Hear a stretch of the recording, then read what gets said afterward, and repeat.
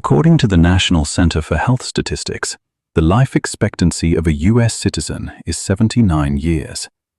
Monaco stands the highest across all countries, 86.3 years. Japan, 85.2. UK, 82. If you were unluckily born in Nigeria, it would be 55. But for this video, let's assume you're a 26-year-old full-time employee living in the US and will be retiring at 65, and you can live up to 80 years old. Today's theme is how much free time you will have from 26 to 80 years old. And then, what can you do to protect your precious free time? First of all, let's try to calculate the free time you have for a single weekday. The first element is definitely your job.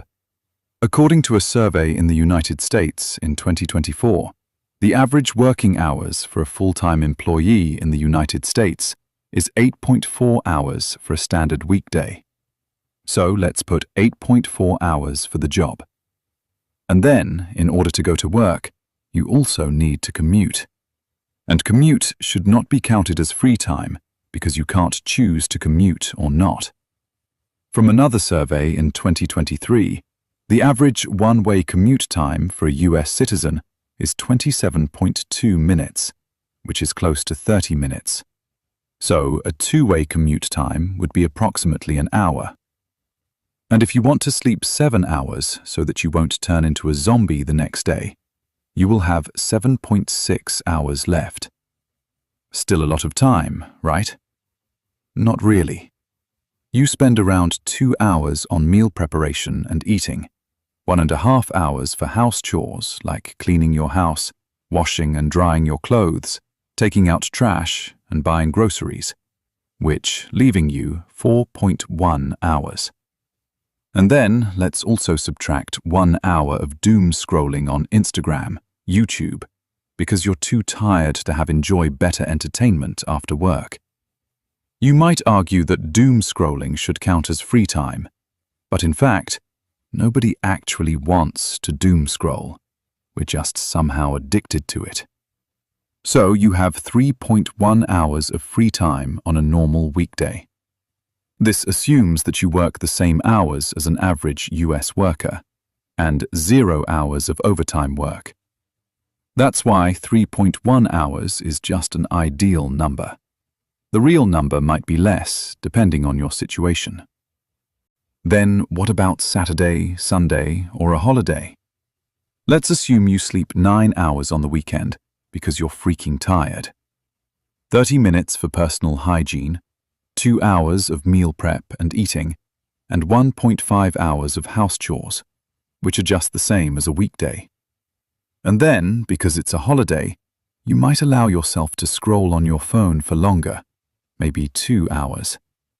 You will have 9 hours of free time for a weekend or holiday. So, how much free time do you have for a single year?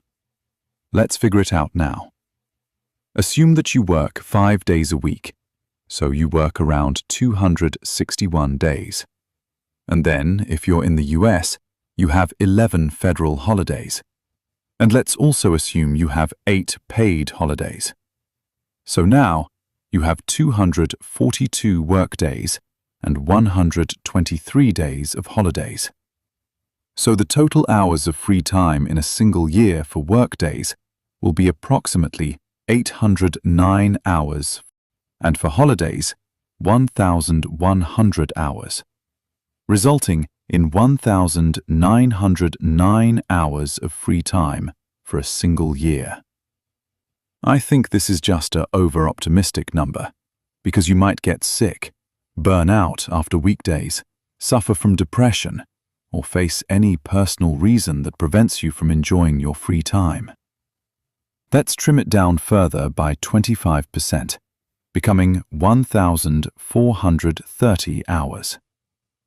So what's the percentage of free time over all the time you have in a single year? Let's divide 1,430 hours by the total hours within a year, giving you approximately 16% of all time. which also means that 84% of your time is not free. And if you're 26 years old and will be retiring at 65, you will have 39 years to work. So you have 55,770 hours, or approximately 6.37 years of free time before retiring. Then you might think that when you turn 65, it's finally the time to enjoy your life. Well, if you have ever looked at the elderly on the streets, you would notice that not many of them are actually enjoying their lives. According to a report in 2020, among the population from age 65 to 74, 15% have some degree of mobility limitation, which means having difficulty to walk. The number rises by 15%, becoming 30% for the age group 75 years old or older. For the population over age 65, 22% of them have some form of cognitive impairment, like Alzheimer's disease. 25% have difficulty to hear sound clearly, and 9% have vision impairment. While indeed you're liberated from the marathon of work, it is certainly not a very good time to enjoy your life. Let's be a bit more optimistic and assume out of 7 days a week, you can have 3 good days that you actually enjoy your time. So the free time you have from 65 to 80 years old will be 15 years times 3/7, giving you 6.4 years. Summing up the free time you have before retirement, which is 6.37 years, and the free time you actually enjoy after retirement, which is 6.4 years, you will have approximately 12.8 years. That's quite a desperate number, right? So what can we do to protect our precious time? Very importantly, you need to make sure you find the job you actually enjoy doing it, and so you don't just live for weekends and holidays. Many people I know work in a job that they don't really enjoy, but they're too afraid of quitting it because they think it's too risky. But if you don't try to find the job you enjoy and are stuck in the job you hate for years, if not decades, you will end up wasting most of the time in your life. Second, you need to maintain an active lifestyle. Many people don't exercise their bodies regularly because of daily responsibility or just being lazy. But this makes their bodies decay really quickly, and then when they reach their mid-age, they realize they are extremely obese, which makes exercise even harder and causes a high rate of heart disease or cancer. You might think exercising is tiring and it's time-consuming, but if you don't spend a bit of time every week to stay active, you will eventually pay for the extremely expensive price at some moment in your life. Third, live for yourself, not for others.